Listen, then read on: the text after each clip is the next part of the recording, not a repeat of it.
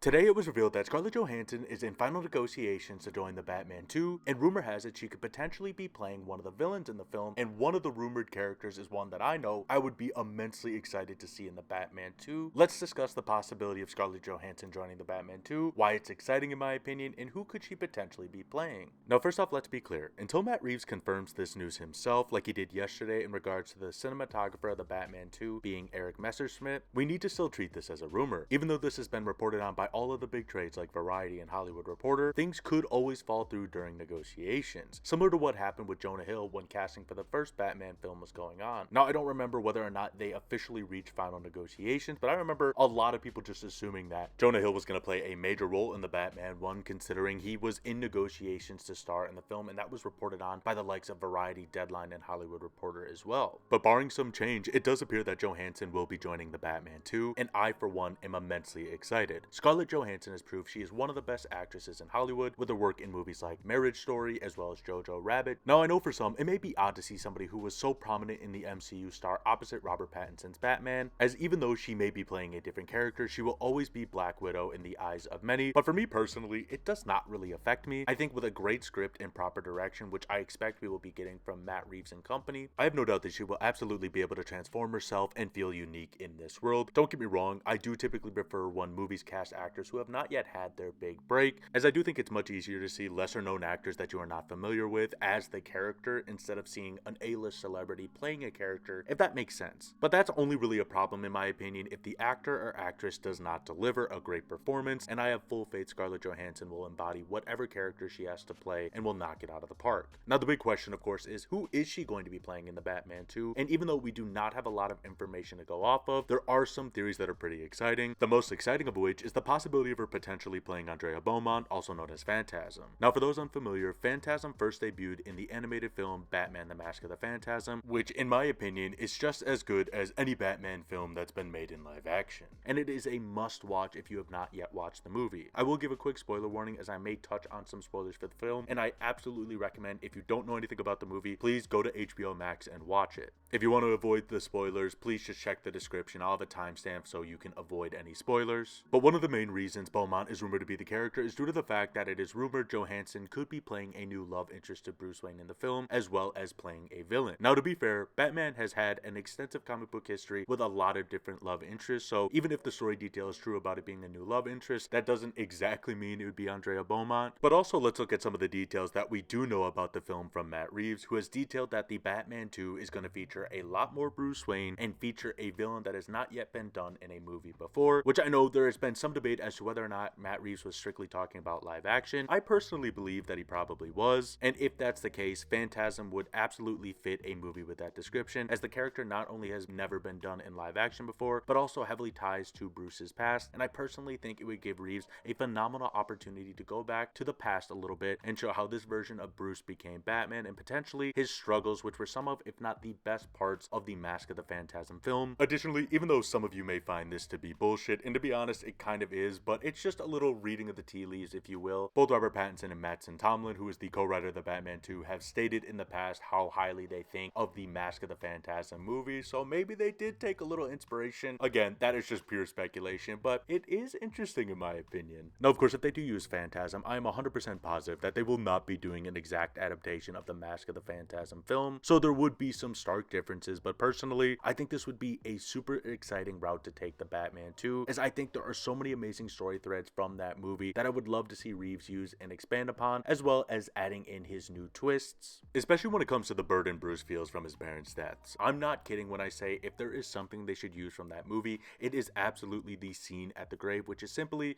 one of the saddest moments in any Batman movie, comic, or game in my opinion. I would love if they found a way to perhaps tie her story to the Penguin, or maybe even a character like Hugo Strange to mix it up a bit, or if they really wanted to do something crazy, perhaps the Court of Owls could play a similar role that the mob did in the Mask of the Phantasm film. Now, of course, there are some other possibilities for Johansson. For example, one that I've seen a lot is Poison Ivy, which I would not rule out, but I'll admit I would be pretty shocked if Reeves used a character like Poison Ivy. I have no doubt Reeves could find a way to ground the character, and I'm sure he would do great things, as I do think Ivy is a phenomenal character, but I'll be honest, I would much rather see a more faithful adaptation of the character in the DCU instead of trying to ground it into Matt Reeves' version of Gotham. Of course, there are some other characters that Johansson could potentially be playing, like Vicky Vale, Silver St. Cloud, or maybe an original character. And out of that group, I'd probably say Vicky Vale is the most likely, but I'd be pretty shocked if Scarlett Johansson was paid a bunch of money to play Vicky Vale, unless Vicky Vale had a huge part to play in the story, which I'm not ruling out, but it would be a bit of a surprise. However, now we wait, and hopefully soon we will get a gift from Matt Reeves, which will confirm Johansson's involvement in the film and potentially shed some light as to who she may be playing. Let me know in the comments down below who you think Scarlett Johansson is going to play. Thank you all so much for watching, and I'll see you all in another video.